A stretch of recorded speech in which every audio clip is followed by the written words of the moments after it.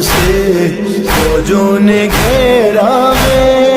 खुदा की कसम, तुझे ऐसे मारूंगा कि दीन के आगाज से लेकर आज तक किसी को भी इस तरह नहीं मारा गया होगा।